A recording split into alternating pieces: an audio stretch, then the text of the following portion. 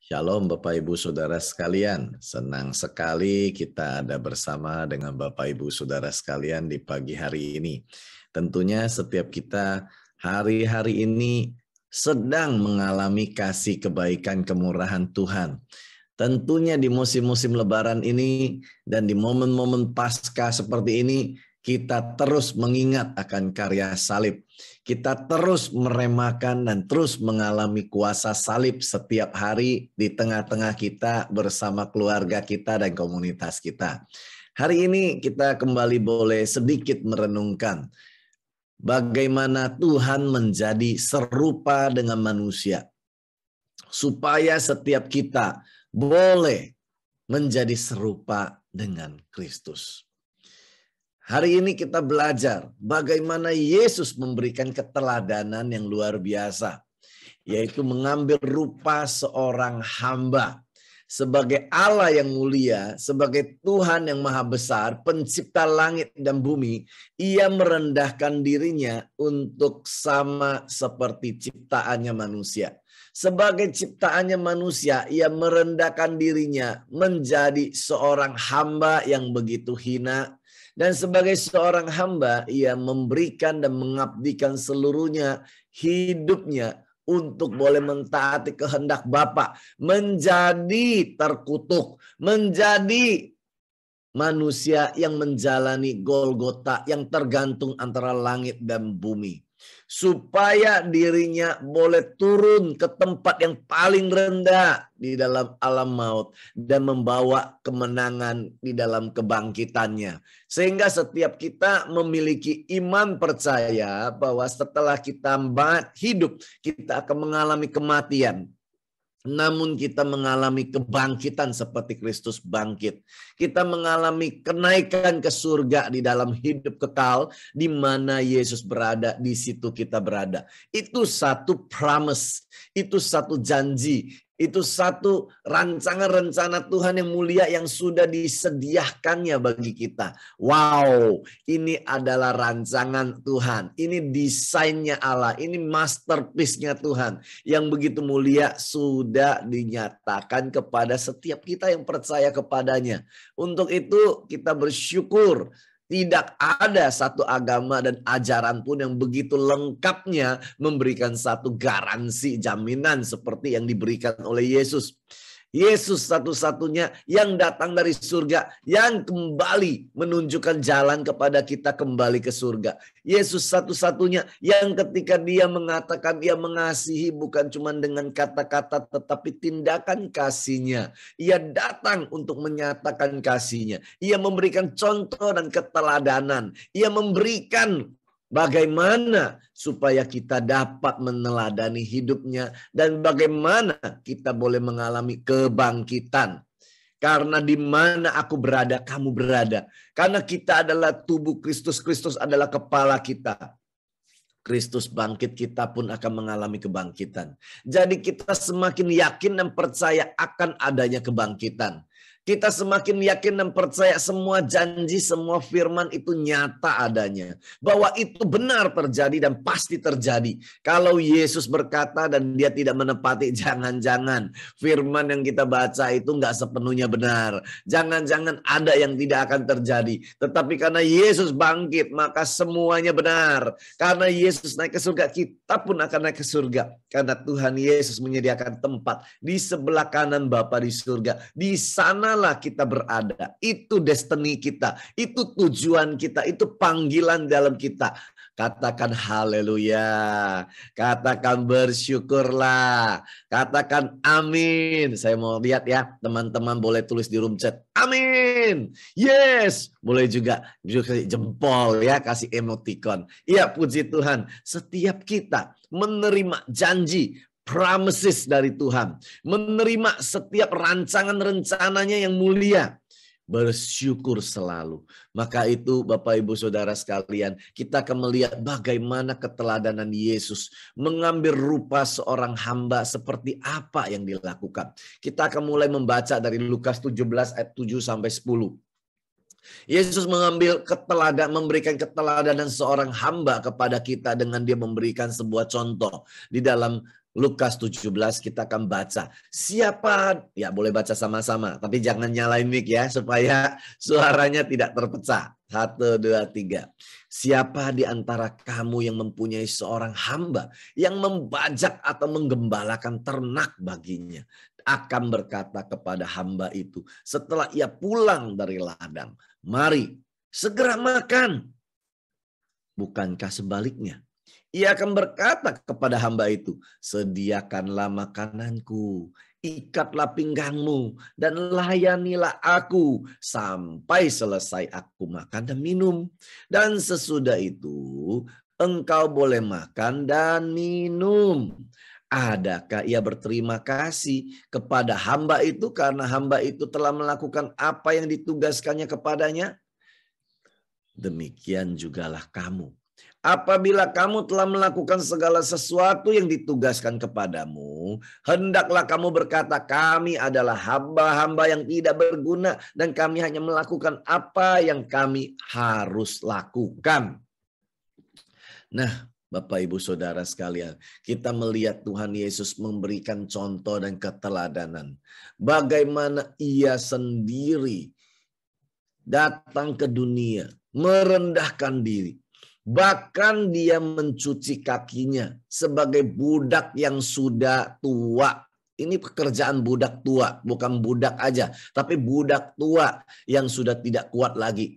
Untuk mencuci dan membersihkan kaki yang kotor. Bukan ada sepatu kayak kita sekarang ada kaos kaki. Tetapi cuman kaki yang diikat dengan jerami yang dipaut itu dan kakinya itu kotor. Kena cipratan kotoran di mana-mana setiap mereka berjalan di tanah yang tidak beraspal dan bersemen. Tetapi tanah liat atau tanah ya di sepanjang perjalanan kotor sekali.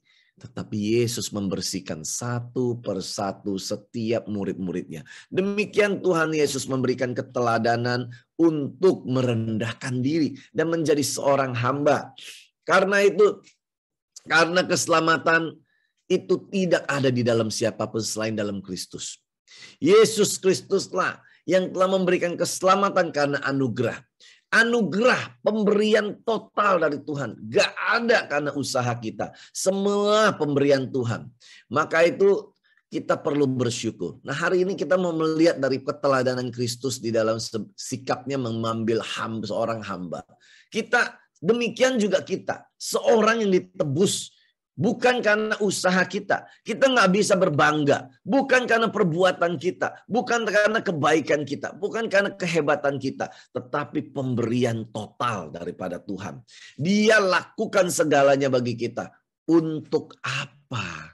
Tujuannya apa? Apakah cuma sekedar kita selamat? Oh tidak. Kalau kita cuma selamat, kita sudah tidak ada di dunia ini. Tetapi apa tujuannya? Mari kita lihat tujuan panggilan Tuhan di dalam Filipi 2 ayat 5.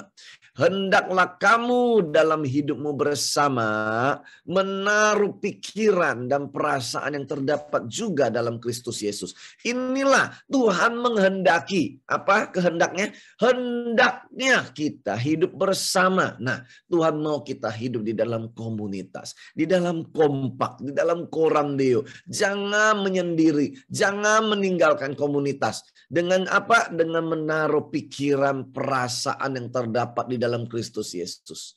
Bagaimana kita hidup di dalam perbuatan baik, hidup di dalam kebenaran firman, hidup di dalam kebenaran dengan kita melakukan kehendak Bapa. Yaitu Bapa menghendaki supaya kita ada di dalam komunitas. Bapa menghendaki supaya kita menaruh pikiran Kristus, perasaan Kristus. Apakah pikiran dan perasaan Kristus? Di ayat 6 berkata, yang walaupun dalam rupa Allah tidak menganggap kesetaraan dengan Allah itu sebagai milik yang harus dipertahankan.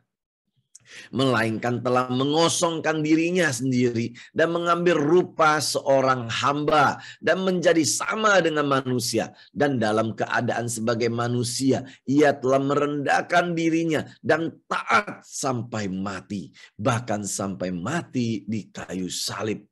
Kristus Yesus menganugerahkan keselamatan kepada kita dan memberikan pikiran dan kehendaknya, perasaannya, yaitu untuk supaya ketika kita ada di dalam dunia ini, ketika kita memikul salib dan menyangkal diri, ketika kita lakukan dengan sukacita. Lakukan seperti yang Kristus pikirkan, yaitu kita mengosongkan diri. Yaitu kita mengambil hati dan rupa seorang hamba. Yaitu kita tidak mempertahankan ego kita. Yaitu kita tidak mempertahankan segala milik kita. Yang membuat kita sulit untuk bersyukur. Membuat kita sulit untuk menjalani perjalanan iman dan memikul salib menyangkal diri. Karena kita terus mempertahankan ego kita. Kita tidak mengosongkan diri kita. Kita tidak mengambil rupa seorang hamba. Kita tidak menaruh pikiran dan perasaan Kristus yang ada di dalam kita dan bersama dengan kita. Kita tidak lagi tunduk melakukan kehendak Bapa, tetapi yang Bapa kehendaki supaya kita memiliki cara pikir Kristus, mengosongkan diri. Ketika Yesus melakukan berbagai mukjizat dan tanda ajaib, Yesus tidak lakukan itu untuk dipuji, bukan untuk pamer kehebatan, tidak. Setiap kali ia lakukan mukjizat, ia selalu datang untuk berdoa supaya dirinya tidak sombong, supaya dia mempermuliakan Bapa. Ia selalu kembali mengosongkan. Ketika diri kita sudah mulai dipuji, mulai dihargai, mulai dihormati, mulai sukses, mulai diberkati, kita jangan lupa untuk kembali ke Getsemani, untuk mengosongkan diri kita, mengosongkan diri kita memiliki sikap hati hamba, untuk kita boleh hanya memamerkan dan mempermuliakan Bapa di surga, bukan untuk ingin dipuji dan dihormati. Di dalam Wahyu 12 ayat 11 berkata, dan mereka mengalahkan dia, iblis ya di sini ya, oleh darah anak domba dan oleh perkataan kesaksian mereka. Karena mereka tidak mengasihi nyawa mereka sampai ke dalam maut. Ya, apa yang membuat seseorang bisa mengalahkan iblis? Yes, darah Yesus itu benar sekali. Tetapi ingat, ada perkataan kesaksian hidup kita. Ada saksi hidup kita, di mana kita tidak mengasihi nyawa kita sampai ke dalam maut, di mana kita tidak takut untuk kita menderita, di mana kita tidak perhitungkan dan kita mengosongkan diri kita, di mana kita enggak berkata bahwa, tuh gara-gara saya, ini karena saya, kok saya enggak dihargai, kok saya terus dikritik, kok ada yang terus yang kurang, kok kenapa mereka begitu, mengapa saya sudah berkorban, mereka tidak tahu, mengapa mereka sengaja lakukan ini, mereka kok memuji yang lain dan tidak menghargai saya. Kosongkan diri. Mengapa kita berontak? Karena kita tidak mengosongkan diri. Tetapi perhatikan, setan yang suka dimuliakan, suka dipuji dan dihormati, bukan Yesus. Setanlah, karakter setanlah yang selalu mau dipuji, selalu mau diagungkan, selalu mau dihormati, selalu mau lebih. Mana untukku? Mana bagianku? Mengapa saya nggak mendapatkan hakku? Mengapa manusia diberikan rupa Allah? Mengapa manusia diberikan napas hidup? Mengapa manusia diberikan tubuh fisik sedangkan saya tidak ada? Iblis berontak. Mengapa manusia serupa dan segambar Allah? Kenapa saya tidak? Bukankah saya lebih baik? Bukankah saya lebih hebat dari manusia? Ada keangkuhan, ada kesombongan. Mengapa jiwa baru dipakai Tuhan? Mengapa mereka lebih memberi kesempatan? Mengapa saya tidak? Mengapa saya kurang diberkati? Mengapa yang lain diberkati? Mengapa Tuhan tidak tolong saya? Mengapa saya belum sembuh? Dan kita mulai memamerkan, mulai mencari pujian, mulai mencari penghargaan. Itu percis dengan karakter setan, bukan karakter Allah. Tetapi Kristus justru mengalahkan iblis dengan apa? Darah anak domba. Bayangkan anak domba itu begitu lucu, begitu lembut, begitu tak berdaya. Ya, domba aja tidak begitu pintar untuk membawa diri, apalagi anak domba. Kalau kita lihat di dalam Animal Planet, kita lihat ya di dalam cerita tentang binatang, kita lihat mereka lah yang diincar adalah anak yang lemah. Anak daripada domba yang lemah. Dan lihat, perhatikan, di sini dikatakan darah anak domba. Anak domba udah lemah tapi berdarah. Begitu lemah dan tidak berdaya. Tetapi di situ ia mengosongkan diri. Di situ kemuliaan Tuhan. Di situ Tuhan dipermuliakan. Keganasan setan dikalahkan oleh Kristus yang lemah. Menyerahkan diri untuk mati disalib dan disembelih. Akhirnya iblis ditaklukkan. Ingat, kelemahanmu, kekuranganmu bukanlah sebuah kelemahan di mata Allah. Mungkin itu kelemahan di mata manusia, tidak di mata Tuhan. Engkau berharga dan mulia, seperti kopi dan gula. Jika kopi terlalu pahit, gula yang disalahkan karena terlalu sedikit. Gara-gara gulanya dikit nih, kopinya jadi pahit nih. Jika kopi terlalu manis, gula juga disalahkan. Terlalu banyak nih, kasih gulanya nih, gulanya manis banget nih kopi. Jika takaran kopi dan gula seimbang, orang memuji, nih kopinya mantap nih, enak nih kopinya, pas bener. Tetapi gula tidak pernah disinggung dan dilupakan. Namun bila berhubungan dengan sakit penyakit, barulah kita bilang ini gara-gara penyakit gula. Kebanyakan makan gula. Gula selalu yang disalahkan. Sometimes kita pun begitu. Sometimes kadang-kadang kita pun sama. Kita udah ada, kita hadir, tapi kehadiran kita nggak terlihat. Nggak dipuji. Yang ada orang lain. Yang ada orang lain, yang ada pemimpin yang dipuji. Kita yang berjuang habis-habisan, kita dilupakan. Kalau ada persoalan, kitalah yang disalahkan. Kalau seandainya kondisinya baik, selalu yang dipuji pemimpin, yang puji orang lain. Kita nggak diingat, nggak apa-apa. Kalau ada persoalan, kitalah yang disalahkan. Nggak apa-apa. Tuhan tahu, rendahkan dirimu di bawah tangan Tuhan yang kuat, maka ia akan meninggikan kita pada waktunya. Mari kita pelajari sedikit dari Lukas 17 yang tadi kita baca. Ada 3 poin yang kita bisa belajar. Rupa seorang hamba yang melayani dengan kerelaan. Seperti Kristus, mari kita lihat rupa seorang hamba yang melayani dan rela. Pertama apa? Tanpa popularitas, tanpa pujian, tanpa penghargaan. Ayat 7 dan 8 kita baca lagi. Siapa di antara kamu yang mempunyai seorang hamba yang membajak atau menggembalakan ternak baginya dan berkata kepada hamba itu setelah ia pulang dari ladang, mari segera makan. Bukankah sebaliknya?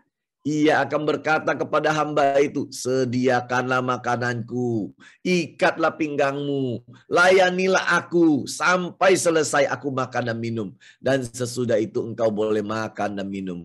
Bukankah demikian kita sebagai seorang, kita punya asisten di rumah kita, dia udah cuci, udah gosok, udah masak, udah bersih-bersihin rumah, udah kinclong. Tetapi dia pulang, dia capek, keringetan, masih bau. Sedangkan kita di kamar udah mandi, udah dandan, udah rapi, udah mau jalan, udah bersih. Kita bilang, anak-anak udah dikasih makan belum? Kok makanan belum siap? Jam segini masih belum siap. Kita udah mau jalan nih, cepat-cepat nggak? Buruan. Urusin anak-anak, makanan itu diberesin. Akhirnya asisten rumah tangga kita yang dalam kelelahan, kecapean, udah bau dan keringatan. Buru-buru masak dulu, siapin makanan dulu. Ambilin makanan buat anak kita. Oke, sendokin, suapin dulu anak kita makan. Sedangkan kita turun ke bawah, cetang-ceteng, petang-tang, peteng-teng. Kok belum selesai? Lama amat sih. Buruan, kan udah dibilang kita mau pergi. Ayo cepat anak-anak, ayo sini. Kita ambil. Kok piring saya nggak diambilin? Tolong, minumnya kurang. Minumnya belum diambilin. Aus nih saya. Aduh, asisten kita belum sempat minum. Baru keringetan, capek, masih masak. Belum lagi sempat minum. Kita udah bilang, ambilin minum dong. Akhirnya kita minum. Di depan dia yang masih keausan. Dan kita makan. Tetapi asisten masih menunggu kita selesai. Kita udah pergi, dia bersihin meja, rapiin meja dulu. Baru dia ambil sisa makanan untuk dia cicipi. Itu asisten rumah tangga loh yang digaji. Kalau ini hamba, mereka melakukan tanpa digaji. Dan itu memang sudah sepantasnya mereka lakukan itu. Karena itu adalah tugas tanggung jawab mereka. Nggak populer pelayanan mereka. Nggak dipuji. Nggak ada penghargaan. Seorang hamba berkenan kepada tuannya. Karena hambanya itu melayani tuannya. Tuan kita adalah Tuhan. Tuhan kita adalah Tuhan kita, bukan manusia. Kita nggak lakukan untuk manusia. Kita nggak lakukan untuk suami istri kita yang kadang-kadang jengkelkan. Bukan lakukan untuk anak, bukan mertua, orang tua, anak buah, karyawan. Kita lakukan untuk Tuhan. Sekalipun kita melayani mereka, layani karena Tuhan. Untuk Tuhan kita. Kehormatan dan kemuliaan kita peroleh karena kita melayani Tuhan. Oleh sebab itu, hamba adalah sebuah panggilan untuk melayani. Bukan sebagai profesi, bukan sebagai sebuah jabatan, bukan untuk mendapat prestasi, bukan mendapat presisi, bukan mendapatkan sebuah pujian, bukan mendapatkan sebuah gaji, bukan mendapatkan sebuah jabatan untuk dihargai dan dipuji dan dinilai lebih. Tidak, itu adalah sebuah panggilan supaya kita melayani. Hal yang kedua kita lihat rupa seorang hamba yang melayani dengan rela seperti yang Yesus lakukan. Dia tanpa ucapan terima kasih. Seorang hamba dia melayani dengan rela tanpa mengharapkan ucapan terima kasih dan pujian. Lukas 17 ayat 9 berkata, apakah ia berterima kasih kepada hamba itu? Karena hamba itu telah melakukan apa yang ditugaskan kepadanya? Enggak loh. Tuannya tidak bilang thank you sekalipun, itu udah merupakan tugasnya. Sekalipun tuannya kita bilang ambilin minum, glok glok glok glok. Kita kadang-kadang nggak say thank you, tapi kita belajar ya kalau kita yang jadi bos atau ada asisten kita tetap say thank you ya. Jangan lupa ya. Jangan lupa istri yang sudah nyiapin makanan, minuman, capek. Nggak kita gaji lagi. Kita mesti peluk, say I love you. This is the best food ever because you make it with love. Ya, kehadiranmu adalah sebuah hadiah terindah di dalam hidupku. Aku mencintaimu, aku mengasihimu. Terima kasih buat setiap pengorbananmu. Jangan lupa istri-istri, sekalipun kita udah lelah, capek, nggak dipuji, nggak ada thank you dari suami, tetap say thank you karena suamimu adalah titipan Tuhan terbaik. Tetap peluk dia, tetap layani dia, tetap hormati dia. Sekalipun kita nggak dipuji, lakukan itu untuk Tuhan sebagai Tuhan kita. Sebagai seorang hamba, melaksanakan tugas yang diberikan tuannya merupakan sebuah kehormatan. Karena kita dipercaya, karena tanggung jawab besar yang dititipkan dalam hidup kita. Itu bukan milik kita, itu adalah titipan yang perlu kita pertanggungjawabkan di hadapan Tuhan. Yang perlu kita lakukan dengan sungguh-sungguh. Ini adalah kesempatan untuk melaksanakan tanggung jawab yang dipercayakan oleh Tuhan. Ini adalah sebuah kehormatan yang dititipkan Tuhan di dalam diri kita, bahkan melampaui ucapan terima kasih. Ini adalah satu kehormatan, melampaui sekedar sebuah pujian. Ini adalah satu kepercayaan yang dititipkan oleh Tuhan. Makanya kita mulai mengerti mengapa Yesus menjalani Golgota itu tidak sambil menangis, please, tidak sambil meringis, tidak minta tolong, tidak menyembuhkan dirinya sendiri. Padahal dia firman, dia bisa berkata tidak sakit, gak akan sakit.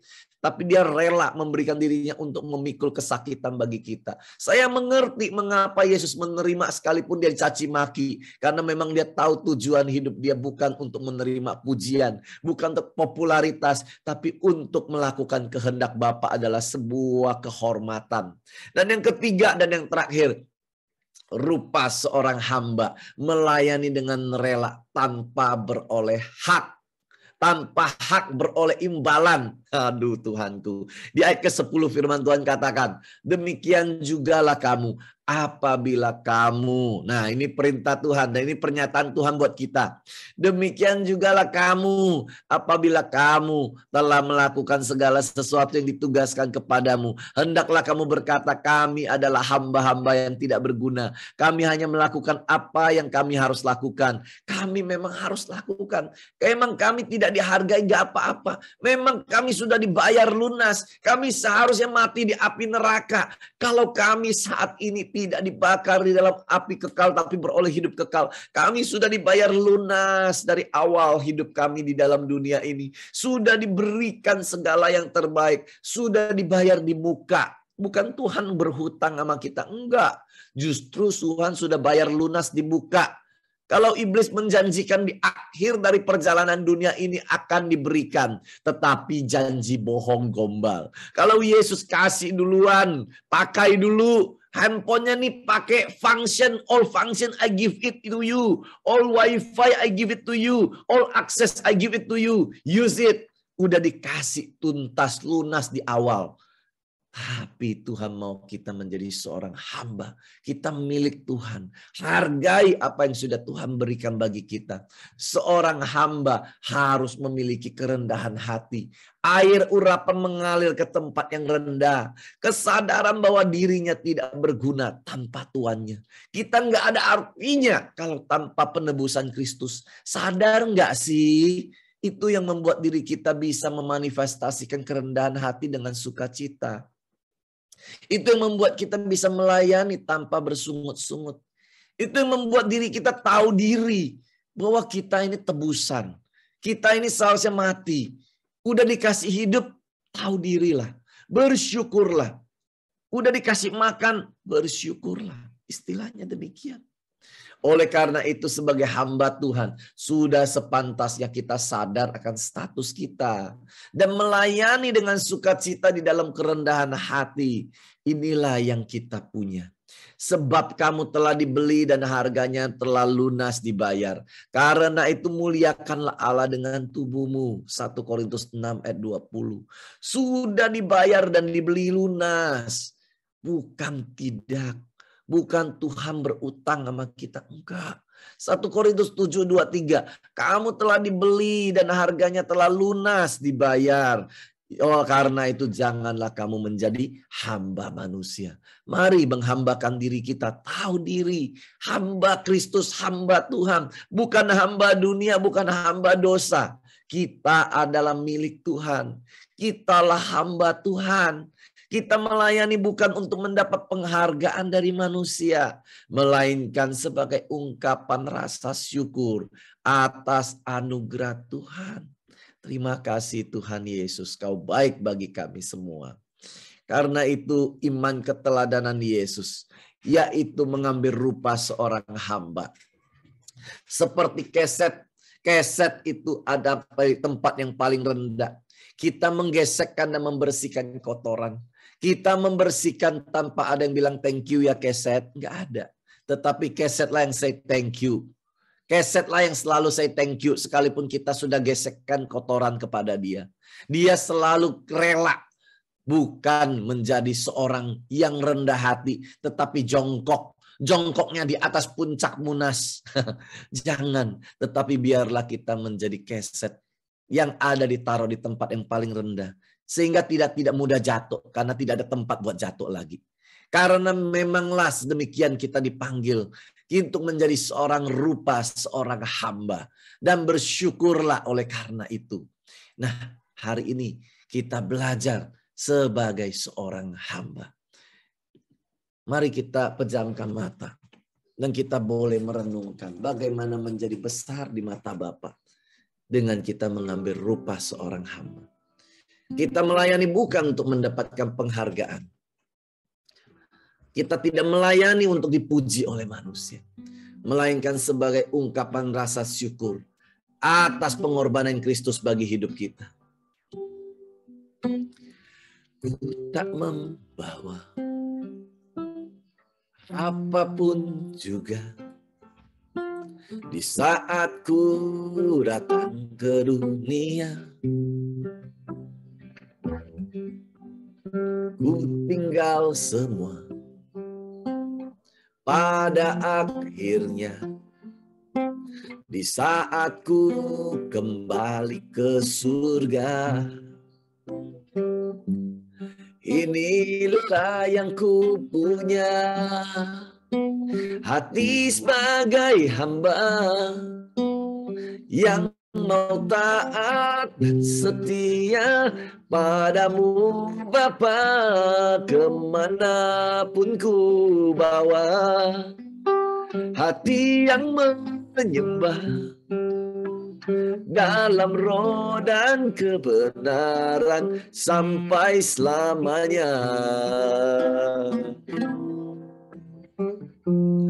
Bagaimana ku membalas kasih-Mu ya Tuhan?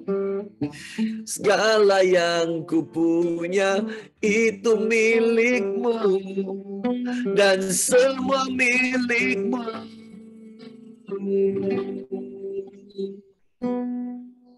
Bapak, Engkau tahu begitu banyak pergumulan yang kami sedang alami.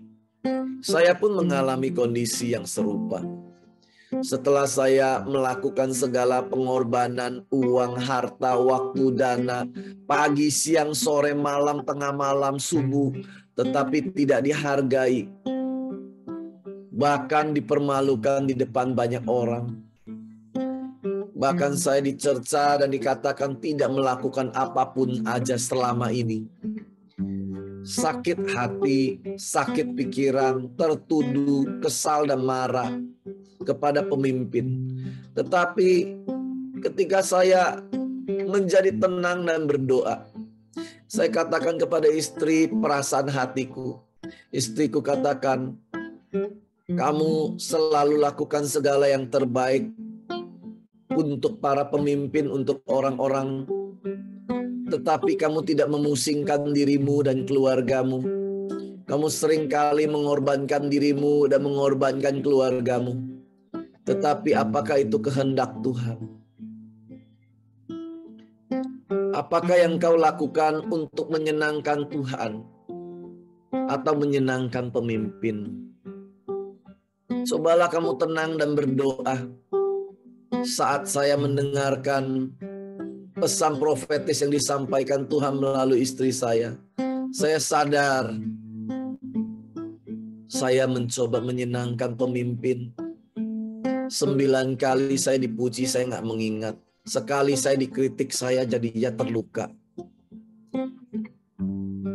Saya nggak mengingat Tuhan sudah melakukan begitu banyak kebaikan dan kemurahan dalam hidup saya. Sampai saya tinggal di dalam hadirat-Nya dan berdoa. Dan saya melihat kemurahan Tuhan, kebaikan Tuhan. Saya menyadari, saya ini hamba. Saya ini telah dibayar lunas. Lakukan itu untuk Tuhan. Kalau Tuhan menghendakinya, it's okay. Tuhan gak pernah berhutang. Sekalipun gak dipuji manusia, it's okay. Sekalipun dipersalahkan, difitnah dan dipermalukan, it's okay. Bukankah saya telah dibayar lunas? Bukankah Tuhanku adalah Tuhan yang tidak pernah lupa? Untuk itu kita mari berkata dan serahkan beban kita. Naikkan syukur kita. Kembalilah kepada Bapa. Dan katakan kepada Bapa, Tuhan, ampuni aku yang sombong. Merasa memiliki dan pantas untuk menerima pujian. Merasa memiliki dan pantas untuk mendapat kehormatan. Merasa diriku tidak ada ucapan pujian dan terima kasih. Saya kenapa kecewa? Tidak Tuhan. Saya nggak mau itu semua. Karena itu semua keserupaan dengan setan dan iblis yang mencari pujian, penghargaan, penghormatan dan berontak kepada Allah.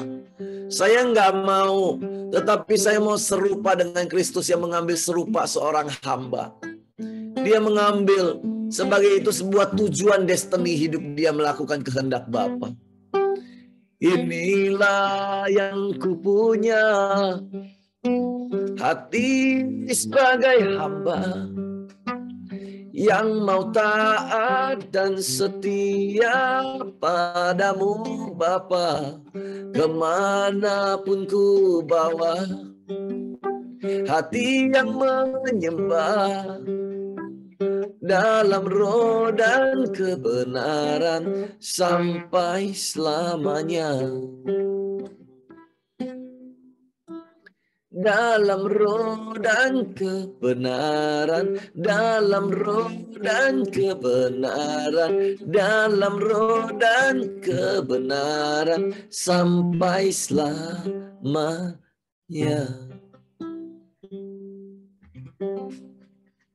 Amin. Terima kasih buat kesempatan untuk boleh berbagi pagi ini. Di dalam nama Yesus. Amin. Saya kembalikan kepada Brother Hadi. Ya, thank you Bro Mardi. Pagi hari ini saya pribadi diingatkan Tuhan ya. Ada kesombongan yang tersembunyi, yang terkadang saya tidak menyadarinya. Dan Tuhan tahu cara yang paling tepat ya untuk mengikis kesombongan yang tersembunyi itu. Yang saya sendiri nggak sadar dengan kesombongan-kesombongan itu ya.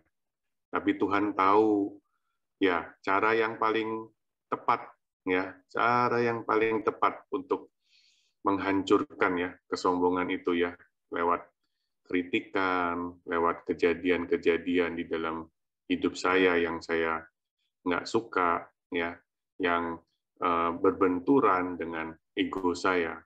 Tapi itulah proses Tuhan, itulah kesempatan ya untuk saya menyadari dan saya semakin diubahkan oleh Tuhan. Saya percaya juga Tuhan pagi hari ini berbicara ya kepada setiap pribadi kita supaya kita semakin menyadari apa yang ada di dalam hati kita yang masih tersembunyi, sehingga saya percaya kita semua rindu semakin diubahkan ya, seperti Kristus memiliki hati hamba. Tidak ada yang perlu kita pertahankan. Kalau kita bisa melayani, itu satu kehormatan, itu satu anugerah, walaupun kita nggak mendapatkan ucapan terima kasih, karena memang bukan itu yang kita cari. Ya, terima kasih Bro Mardi buat sharing profetiknya pagi hari ini, buat kesaksian pribadinya yang menguatkan kita ya.